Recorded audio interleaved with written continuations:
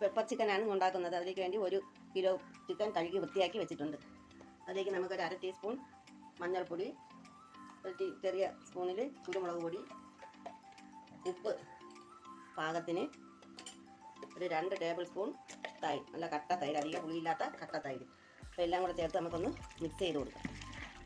നല്ലവണ്ണം ഒന്ന് മിക്സ് ചെയ്ത് ഇതിലേക്ക് പിടിപ്പിക്കാം. ഈ മിക്സ് ചെയ്ത് പിടിപ്പിച്ച ഈ ചിക്കൻ്റെ പീസുകളിൽ നമുക്ക് പെട്ടെന്ന് റെഡിയാക്കി എടുക്കുന്നതിന് വേണ്ടിയിട്ട് ഒരു കുക്കറിലേക്ക് ഒരു 2 വിസിൽ വരുന്നത് വരെ നമുക്കൊന്ന് വേവിച്ചെടുക്കാം. കടുക് പൊട്ടി വരുമ്പോഴേക്കും ഒരു 2 കറിവേപ്പില ഇവിടെ ഇടാം.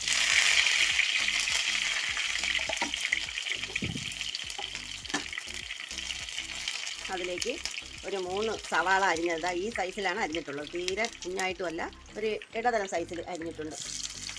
അതിട്ട് കൊടുക്കാം. നമുക്ക് പേസ്റ്റ് ഇഞ്ചിയുടെയും വെളുത്തുള്ളിയുടെയും ഇട്ട് കൊടുക്കാം. അതുകൂടെ ഒന്ന് നല്ലവണ്ണം മിക്സ് ചെയ്യാം. ഇതിലേക്ക് നമുക്ക് ഒരു തക്കാളി ചെറുതായിട്ട് അരിഞ്ഞത് കൂടെ ചേർത്ത് വെക്കാം. 2 ടേബിൾ സ്പൂൺ മല്ലിപ്പൊടി കൂടെ ഇടാം. കുരുമുളക് കൂടെ ചേർത്തിട്ടുണ്ട്. ഇതുകൂടെ ചേർത്ത് നമുക്ക് 2 പച്ചമുളക് കൂടെ നമുക്ക് മുറിച്ചിട്ട് കൊടുക്കാം. 2ആയിട്ട് മുറിച്ചിട്ടുണ്ട്. 1/2 ടീസ്പൂൺ മഞ്ഞൾപ്പൊടിയും. കുക്കറിൽ നേരത്തെ വേവിച്ച് വെച്ചിരുന്ന ചിക്കൻ നല്ലവണ്ണം ഒന്ന് സോഫ്റ്റായി കിട്ടാൻ വേണ്ടിയാണ് കുക്കറിൽ വേവിച്ചത്. ജ്യൂസിയായ ചിക്കൻ ആയിരിക്കും. അപ്പോൾ ഇത് റെഡി ആയിട്ടുണ്ട്. ഇത് ഞാൻ അല്പം ഗ്രേവിയോട് കൂടിയാണ് ഉണ്ടാക്കിയത്. തീരെ ഡ്രൈ ആയിരുന്നാലും കുഴപ്പമില്ല. അപ്പോൾ ഈ കുരുമുളകിൻ്റെ ആ കടുത്ത എരിവും ഒന്ന് മാറാനായിട്ട് ഒരല്പം പച്ച വെളിച്ചെണ്ണ കൂടെ നമുക്ക് ചേർത്ത് കൊടുക്കാം.